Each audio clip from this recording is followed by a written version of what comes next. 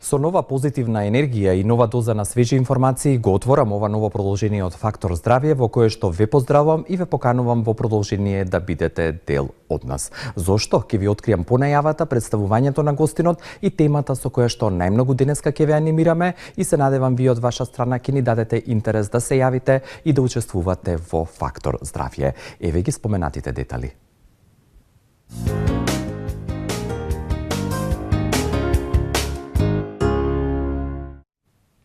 Денеска во Фактор Здравје ќе бидеме концентрирани на столбот на животот или рбетниот столб или кичмата, која што за многумина е најоптоварениот орган од една страна, а од друга е орган кој што прв старе и некаде по 19-тата година се забележуваат првите промени. Поточно кажано, денеска како тема во Фактор Здравје ви нудиме хируршки третман на спондилоза, што е она што ја карактеризира оваа состојба и што како компликација и евентуално решение постои како можност. Сите овие детали и многу повеќе во однос на вашите прашања и одговори, денеска ќе ви ги преточиме преку разговорот со професор доктор Кирил Лозанче, специјалист неврохирург кој што доаѓа од клиничката болница Аџибадем Систина од Скопје. Професоре, добар ден и најпрво среќна и успешна нова година. Како сте? Добар ден, фала на поканата, фала на честитката.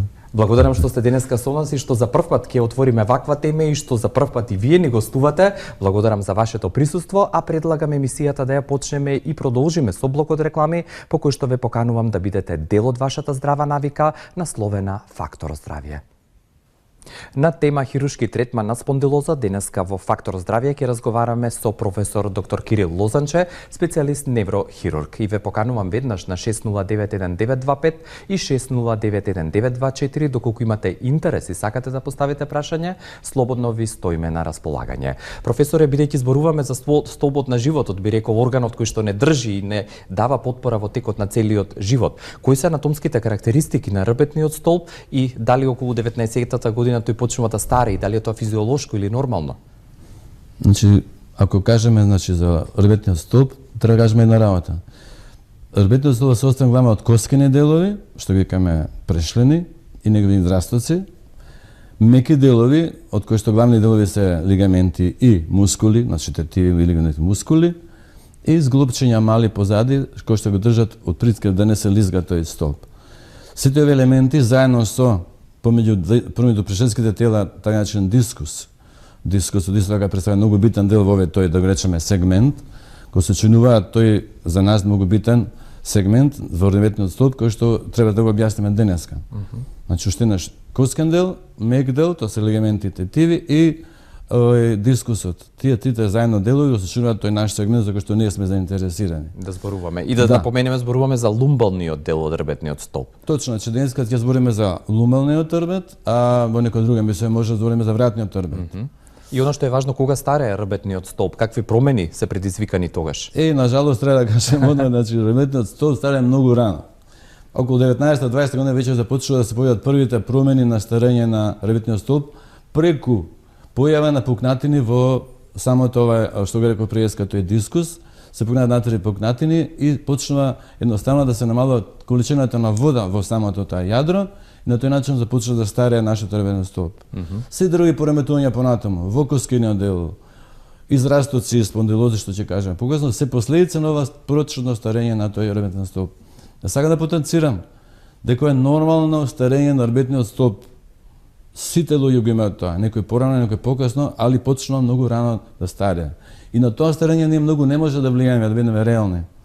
Тука се прашање генски, гени, пореметување во одот, пореметување во стоењето, например, во положбата на самото рбетен столб, се до тоа влијае да се појават овие проблеми. И прерано почна старија рбетниот столб. Да, кога зборуваме за ова старење и тие проблеми, зборуваме конкретно спондилоза, би го изедначиле со терминот долно грбна болка, која што би рекол нема човек кој што не ја почувствувал барем еднаш во животот. Многу честа е како состојба или патологија. Значи, отприлика околу 80% од луѓето барем еднаш во својот живот имале долна грбна болка. И се претпоставува дека едно од најчестите, ако не втора причина или може и прва во Америка, ама втора веројатно причина за посета на general practitioner, на GP, значи на општиот лекар е фактички долногрбната болка. Значи многу често. Кога зборуваме за оваа спондилоза или долгогрбна болка, зборуваме уште еднаш ќе нагласам за лумбалниот дел од рбетниот столб, каква е патогенезата, односно начинот на развивање на оваа болка? Дали има фактори кои што ја забрзуваат? Само сакам да кажам, значи долна лумбална болка или low back pain, што читаат луѓе на интернет, low back pain, се дължи главно на болеста на дискусот, тоа е едно. Се дължи втора причина може би пореметување во задните зглобчиња што го држат исправно рбетниот столб, тоа е една причина. И трето може да се најдат така наречени биохемикалски лезии на склизнување на пршлените, тоа е трета причина. Иначе, долната лумбална болка може да е поврзана и со ишиалгија или ишиас. Од своја страна исто така може да се често да имате вие пациент со значи долна лумбална болка плюс ишиас, или да имате само долна лумбална болка, дури може да имате само ишиас. Али сите тие се последици на ова прерано старење на рбетниот столб. Кога зборуваме за спондилозата и сето она што го носи хируршкиот третман, што вие го работите и несомнено, ќе го зборуваме подоцна во разговорот, претходно кога имаме клиничка манифестација и болка, дали тоа значи дека веднаш треба да се побара, како што рековте, пред се од фамилиарниот или семејниот лекар помош, а што понатаму кога веќе тој ќе биде препратен на исследувања, еве кај вас специјалистите неврохирурзи на пример? Значи не кажеме на работа, долна оваа болка е последица главна на дегенеративни заболувања на рбетот. Значи спондилозата е дел од тие дегенеративни заболувања на рбетот, во кои што спаѓаат дискус хернија да речеме. Значи спондилоза е една друга работа, стеноза на каналот, или стеснување, стеноза. Склизнување, спондилолистеза, сите тие последици на може би последици на дегенеративно заболување на рбетниот столб, кој што е најчеста причина за оваа долна лумбална болка. Не би требало да оптеретуваме гледачи да речеме дека секој пациент мора да отиде на лекар. Сигурно, тоа сакав да прашам. Зависи од степенот на болката, таа се градира по различни градуси, не знам, од 1 до 10 и така, меѓутоа и чувството индивидуално може да доси до себе си како ја има таа болка. Во принцип, ако таа болка е само долна лумбална болка, без некои други симптоми, викаме не невролошки симптоми, например, парализа на него стопало, не знам, или прометување мокрињето, и не е некоја голема и да речеме страшна болка. И не би требало луѓето одма се болка, право на лекар, па да направиме одна резонанца магнетна, сите доаѓаат така обично. И научено се да се види што има со таа резонанца, ќе покаже дискус хернија и тоа ништо не е чудно. Или ќе покаже спондилоза на некој обичен снимак на рентгенска, ама сите прават некои такви снимања и после доаѓаат на доктор. И сите обично доаѓаат на некој на втора, трета инстанца на доктор. Во принцип, значи долна лумбална болка ако се појави и трае неколку дена да речеме, тоа не е ништо опасно. Тогаш кога е опасно или она што е важно, дали оваа болка се јавува на сабајле, навечер, во лежачка, во стоечка положба? Значи што е битно за оваа болка? Таа се јавува најчесто при движење на рбетниот столб. Да речеме, одење, седење, стоење, особено седење, долго седење може да предизвика таква една болка. И тоа не е ништо, пак ви кажам, нешто чудно, нити нешто опасно. Кога станува опасно или кога е алармантно? Значи, од прилика 85% од сите овие болки представуваат така наречени неопасни болки. Не се така да речеме да мора да се интернира хитно. Се знае, има болки понекогаш, пренесени болки од некои органи, кои што може да се манифестираат тамо, да речеме бубрези, не знам, аорта, абдоминална. Тие заболувања може исто да се манифестираат со долна лумбална болка. И тогаш треба да се пази, зашто се тие опасни болести кои што може да имаат трагични последици. И тие ако не се откријат, стварно може да има голема последица. Али права лумбална болка со ова од дегенеративна природа не е никогаш опасна болест. Имаме јавување на линија. Добар ден. Ало. Среќен ден вама и на вашиот гостин. Да, нашата редовна гледачка ви посакувам среќна нова. Среќна нова година, Илија. Благодарам. Најубаво ви пожелувам вам и вашиот гостин. Благодарам, господјо. Целата сум укочена. Само лежам и не можам да станам. Некна ќе изишев. Се ме боли и дури срцето ми лупа. Не можам ни да стапнам. Нозе отичуваат, раце отичуваат. Целата сум здрвена. Од што не знам. А како дете сум лежала од бубрези. Дали можно е тоа од бубрези или не? Ви благодарам унапред за одговорот. Пријатно, господјо, и секое добро ви посакувам. Дали ва доволно како информација? Се болести на целиот рбет и на другите зглобчиња, мали и големи зглобчиња, тоа представува обично ревматична некоја ревматичко заболување и тоа треба да се испита кај некој ревматолог. Значи тоа е неко системско заболување најверојатно и тука за тоа е задолжен значи реуматологот најчесто. Треба да се направи фактори испитување во крвта, некои фактори, А болеста што спомена како дете имала бубрежна некоја болест? Нема врска тоа, тоа е нешто друго, ова е нешто друго, у принцип нема врска тоа. Она што сакам уште да ве прашам, рековте дека ако е лумбалната болка чисто како лумбална болка, не зборуваме за нешто што е алармантно, нешто што треба нели ургентно да се решава, зборуваме ако е во позадина последица на некое друго системско заболување или последица на некоја друга хронична болест. Значи таа болка повторувам, некои органи што се овде во стомакот да речеме, или абдоменот, да. Што се поврзани со крвните садови во стомакот, тие може своите промени да ги манифестираат со долна лумбална болка. И тоа треба да се препознае, за тоа треба доктор да го препознае тоа, али тоа се многу алармантни симптоми, тоа е многу јака болка со пропратени симптоми, не знам, потење, низок притисок, колапс и такви работи, страшно јака болка. Тоа што ја секако треба да се препознае да се интервенира хитно.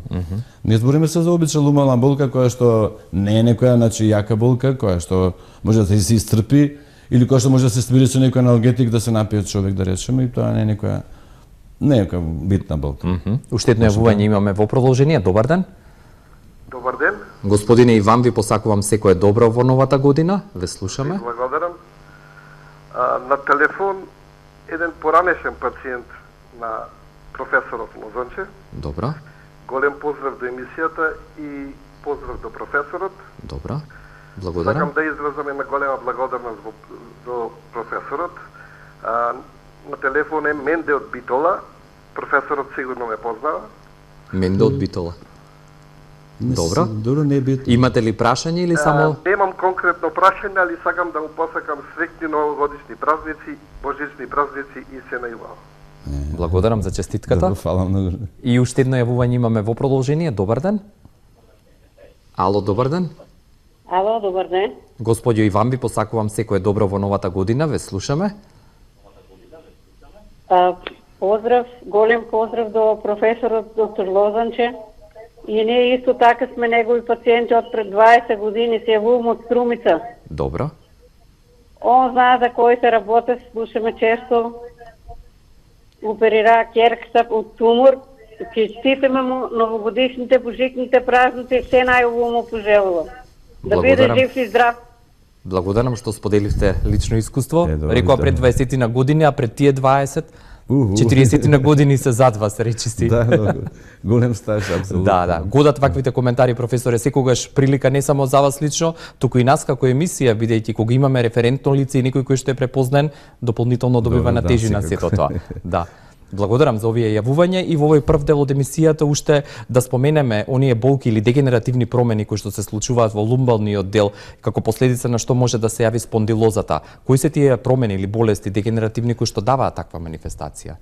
Значи, прва манифестација на дегенерација на дегенеративните промени на гребетниот столб, тоа е промени во дискусот. Значи, првите промени се појават во дискусот, тие се докажани и ви кажувам, претходно кажувам, значи, тоа се да има едно специјално натрима јадро со еден обрч околу јадрото, во тој обрч се појават како пукнатици. И тоа јадро почнува едноставно да се придвижува внатре. На самите тие пукнати, на самото тие обрч околу тоа јадро, значи се наоѓаат нервни елементи, нерви. Сигурно од разум може да е болка, значи. Тоа е првиот симптом кој се појави лумбална болка. Во една втора фаза, кога заните зглобчиња почнуваат да се љулјаат меѓу себе, значи да се нестабилни, тој уште повеќе презрugува да се појави таа долна лумбална болка. И во една трета фаза, кој ќе се појави веќе коцкани страснувања или спондилоза, значи тоа е коцкано страснување, и почна каналот да се стеснува, например да настане стеноза, во тој случај тоа уште поголеми симптоми на долна лумбална болка. И плюс некои други симптоми. И шијалги и така. Благодарам за ово објаснување. Уште едно јавување имаме на линија. Добар ден. Да, добар ден. Добар ден. Добар ден, господја. Се јавам Благодариме што сте со нас. До вашиот канал и до доктор Лозанче. Благодарам. Среќна и успешна нова година ви посакувам. Успешна, уште поуспешна од мене до вас ви упатувам нова година. Ви благодарам. Едно прашање до професорот. Да, поставете го. Имам проблем на дископатија лумбалис, долниот дел на лумбалниот дел имам големи болови. После имам болови на левиот колк, нагризан ми е левиот колк и цела нога имам огромни болови до палецот. Не можам ни да спијам, нити да се движам. Каде е проблемот, каде да се обратам, од што се тоа потекнува, го молам доктор да ми објасни се каде да се упатам Добро. за помош. Благодарам за вашето јавување. Професоре, уште едно имаме јавување во овој блок. Добар ден. Дали сте и вие на линија? Добар ден. Да, добар ден. Господјо, и вам ви упатувам честитка за новата година. Во програма сте. Само ќе ве замолам да зборувате во слушалка, да го намалите тонот на вашиот телевизор, за да нема ехо. Дали ме слушате сега? Дали е подобро? Да. Да. Најпрво поздрав до гостина, до докторот. Благодарам. Фала. Сакав едно прашање само да поставам. Оперирана бев од дискус хернија. 2 операции имав, едно по друго за 1 година. Добро. Првин од десната страна, на 5-1, после од левата страна. И сега од левата страна ме боли многу ногата и мускуло ми се здравува кречни фајци и не можам да пекатам. Добро. Дали нешто тоа има врска со оштетување на нервот уште повеќе или? Благодарам за вашето прашање. Сакате на битолчанката прво или? Отприлика, значи, не збориме за дискус хернија, тоа е веќе малку друга проблематика, ама тоа е исто поврзано со деградација на руметниот столб. Во двава случаи се работи за компресија на нервот. Значи, дискусот влегува во каналот имате повеќе нерви за нозете и овие дело дискусот и целот парче или самиот дискус кој ќе набубри, приска врз нервот, тоа сега компресија. Или притисок. И кога имате компресија, треба да се направи декомпресија, најчесто се прави тоа хируршки. Што е битно да се кој ќе се каже, значи, правата компресија или правото ако пукне тој дискус, викам, или за каналот, он се понаша како едно диво месо. Вака просто. И он треба да излезе надвор, се направи декомпресија на нервот. Затоа што кога стои тој дискус допира нервот, он прави така начини биохемиски промени на нервот, кои што со текот на времето уште поише прогредираат. И ви покасно ако направите на операција, не ќе може да поправите тие биохемиски промени. Затоа треба да се открие ова што го зборам се и да се евентуално направи похитна операција.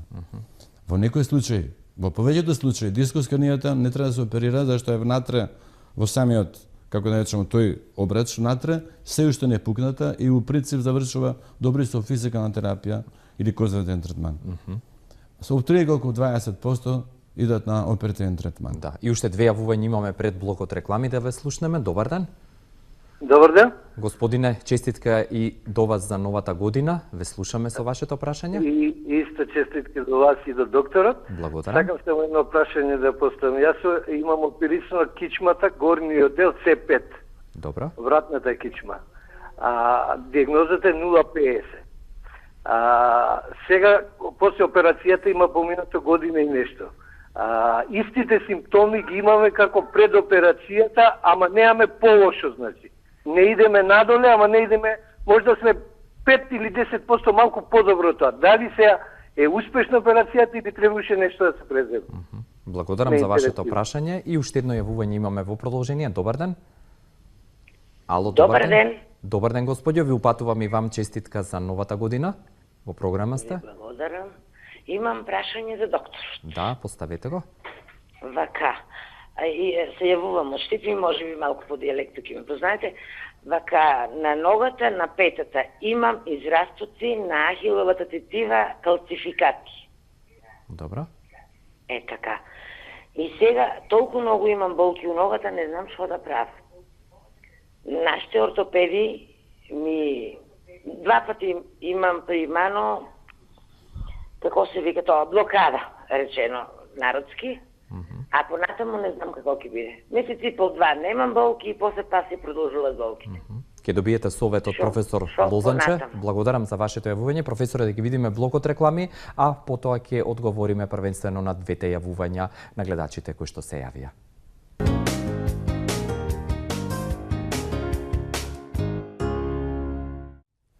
Со професор доктор Кирил Лозанче, специјалист неврохирург од клиничката болница Аџибадем Систина од Скопје, денеска зборуваме за хируршки третман на спондилоза и понатаму добродојдени се вашите јавувања на 6091-924 и 6091-925.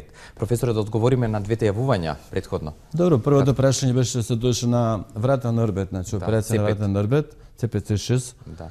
И веројатно дека он имал, предпоставам, като пациент миелопатија, викаме, страда кичмена мождина. Кога ќе имате ваков пациент со миелопатија и страда кичмена мождина, ви ќе направите операција, ви правите значи декомпресија, како што кажав, меѓутоа понекогаш нервното ткиво не се поправа како нешто очекуваме 100%.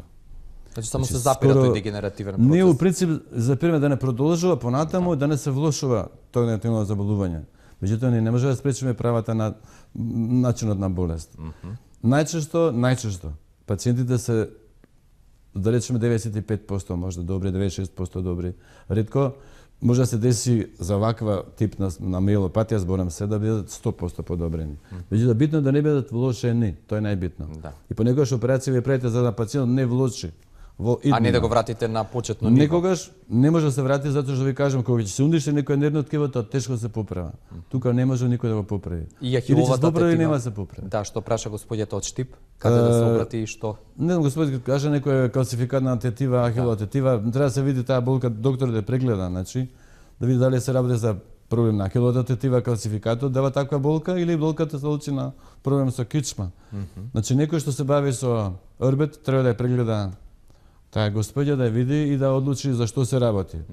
Па да направи понатаму, да испитување додатни понатаму. Пред следните две јавувања на линија што ги имаме, кратко, каква е дијагнозата во однос на спондилозата? Значи, дијагноза се состои од преглед, тоа е многу битно еден преглед, особено неуролошки преглед, тоа е најбитно. Преглед на движењето на орбетот, преглед на самите зглобови на орбетот. Второ, понатаму идат рентгенолошки испитувања од типот, значи, најчесто на магнетна резонанца. Скоро на сите им препорачуваме се магнетна резонанца, што е number one снимање кој што покажува особено битно за меките ткива. Структурата. Особено за дискусот, дека има дискусот најчесто. Значи тука нема дилема дека треба се најде магнетна резонанца. Компјутер скоро повеќе не правиме во последно 10 години. Евентуално ако има некој проблем на, мислиме дека има проблем на коска. И евентуално може додатно испитување да се направи, тоа се вика EMG. Тоа е електромиографија, значи испитување на нервите, особено на долните екстремитети, да видат колку се тие оштетени. Некој што помага да се види кога имате големо оштетување на нервот, ќе рече дека треба да се направи хитна операција. Кога имате помало оштетување, тоа што може да се пробие со физикална терапија. Така да овие две според мене испитувања се number one за кичма, значи резонанца и МГ. Ке зборуваме за третманот подоцна, претходно уште две јавувања ќе вклучиме на линија. Добар ден. Добар ден. Господјо, честитка и вам ви упатувам за новата година, ве слушаме. Ви благодарам, секое добро на двајцата. Благодарам. Вака сега, јас сакам да слушнам мислење од докторот во врска со месење на атласот. Тоа нешто во поново време, не последниве неколку години станува актуелно. Па ме интересира докторот какви размислувања околу тоа, дали е потребно, пожелно, кои се резултатите и така натаму. Добро, благодарам за вашето прашање. Уште едно јавување пријатно. Добар ден, дали сте на линија? Добар ден, на линија сме и среќна нова година, среќни празници. Благодарам, господјо, и вам ви упатувам честитка, секое добро ви посакувам. Благодарам. Ве слушаме. До докторот едно прашање. Да, поставете го. Јас пензионерка сум, 62 години. Добро. И имам многу пати терапии примено пред 10 години. И се ми се влошува сега состојбата од кичмата. Пршлени имам два изместени и ноќе не можам да спием. Мора перниче да ставам од едната страна, од другата страна и јаки болки. Тоа е за мене. А мажот ми па ногата му се кочат прстите и сега денеска беше на лекар. Го испратиле на у Прилеп дури му закажале, немало место на друго место да му закажат. На вените нешто му пронаоѓа, збушување. Добро, тоа веќе е друго нешто, не е нашата област денеска. Благодарам за вашето прашање и секое добро ви посакувам. А колку што радов првата пациентка, тоа беше за Атлас. Атлас првиот врат на пратен кичма, тоа не би согласен да зборуваме на таа проблематика. Во принцип, значи треба Атласот треба да се испита кај некој повторно да кажам спинален хирург што се бави со електна патологија, спинален хирург и да се направи додатни испитувања. дали се работи за луксација на атласа, дали се работи за некои други проблеми, треба да се направи резонанца магнетна во секој случај. Тука нема дилема. А за вториот случај очигледно се работи за некој дегенеративно заболување од типот на хронично дегенеративно заболување од типот на спондилоза, веројатно. И тука дефинитивно мора да се направи, значи преглед, повторам ова, значи преглед, добар преглед, па резонанца магнетна, па да се види текст за што може да се направи понатаму. Кога веќе ги имаме резултатите од тие испитувања, што како третман, како можност, како опции постои за решавање на спондилозата? Значи третманот може да споменавте најразличен. конзервативен првенствено. Многу е битно да кажеме се дали се работи за акутна болка или за некоја хронична болка. Акутната болка најчесто проаѓа за 5 до 7 дена, со најобично лежење во кревет. И примање некои аналгетици, можда масажа, и тоа би требало да помине ако е значи акутна болка се должи на рекоме претходно нешто да дискус или на дискусот и нормалните зглобчиња. Меѓутоа, ако акутна болка е проследена со некои други неуролошки последици, на пример, болки трнање во ногата, да речеме слабост на стопалото, нешто дигне стопалото, и особено ако имате проблем со мокрење, во тој случај не се работи за обична лумална болка или лумбошијалгија плюс на шишијас, него се работи дека некое заболување што притиска на нервот. И преска ви кажав, секоја компресија на нервот е опасна работа зашто на тој начин се уништува нервот. И одма треба да се направат додатни испитувања. Значи, претходно ги кажеме кои се не треба и повторена. Тоа секој ќе се заврши, треба да се одлучи типот на третманот. Третманот може да биде обичен со физикална терапија, масажа, физична терапија, па и пливање ако затреба, вежби некој. А од друга страна треба да може да биде хируршки, затоа што ние сме задолжени, нели? Да. Од прилика околу 20% би ишле, значи, од прилика на хирургија. Ако ги има оние симптоми што ви кажа преска, значи мокрење, стопало парализирано, тука веројатно ќе заврши со хирургија. Индикација за хируршки третман. Тоа сигурно ќе заврши со хирургија. И уште две јавувања имаме, ако дозволите, ќе зборуваме за хируршкиот третман после тие јавувања. Добар ден. Ало, дали ме слушате? Да, добар ден, господјо, ќе ве замолам и вас да зборувате во слушалка. Ало? Да, добар ден, дали ме слушате? Вака, на 18.12.